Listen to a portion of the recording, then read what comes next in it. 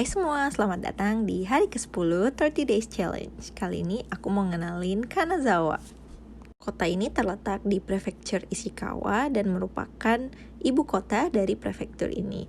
Hidup di Kanazawa itu enak banget. Kenapa? Karena kita tuh masih bisa menikmati indahnya alam, lokasi yang strategis, sehingga kalau misalnya mau ke daerah Kansai seperti Osaka ataupun Tokyo udah ada Shinkansen. Jadi kemana-mana tuh enak banget karena lokasinya ada di tengah. Selain itu di sini tuh nggak kampung-kampung banget, bisa dilihat nih perkotaannya juga ada, sehingga perpaduan antara tradisional dan modern itu ada di sini. Jadi nggak perlu khawatir misalnya, aduh susah nih nyari mall dan sebagainya. Di Kanazawa lengkap kok. Salah satu lokasi yang paling terkenal yaitu Kenrokuen Garden. Kenapa? Karena tempat ini dinobatkan sebagai salah satu 3 Great Garden se-Jepang Raya. Cuacanya bagus banget, jadi kita tuh bisa jalan-jalan di sini. Namanya adalah Kenrokuen Garden. Arti Kenrokuen sendiri adalah memiliki 6 faktor yang mewakili atribut dari taman ini, yaitu kelapangan, ketenangan, buatan, kekunoan, sumber air, dan pemandangan yang luar biasa. Luas taman ini tuh gede banget, sampai 11,4 hektar, dan lokasinya benar-benar di tengah kota Kanazawa. Dan juga nilai historis dari tempat ini adalah dulunya keluarga Maeda yang memerintah domain Kaga atau wilayah prefektur Ishikawa, lokasi Kanazawa, dan juga prefektur Toyama pada zaman dulu mengelola taman ini dari generasi ke generasi.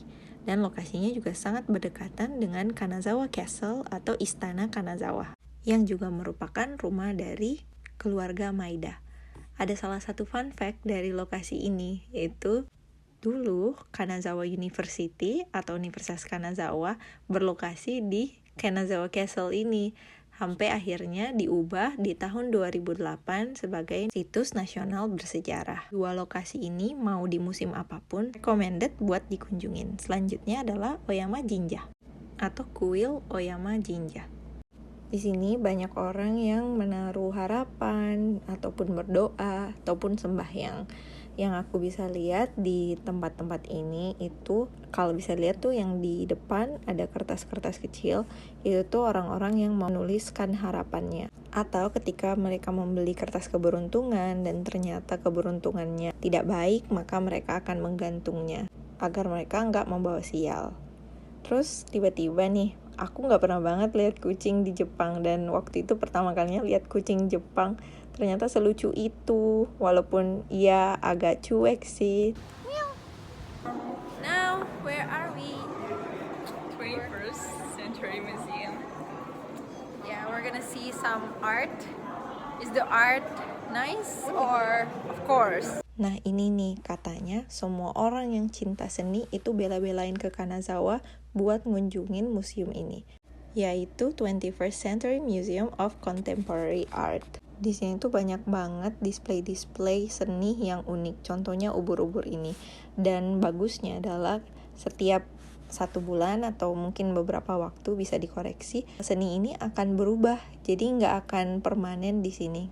Yang unik dari museum ini tuh kita tuh bisa berinteraksi dan main langsung nih sama seni-seninya.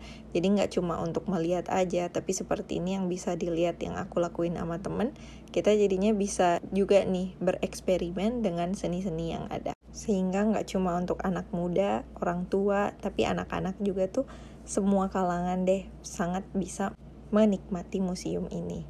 Apalagi karena displaynya sebagian besar, tidak semuanya, berubah-ubah, maka setiap kali berkunjung, ada saja hal-hal yang baru yang bisa dinantikan.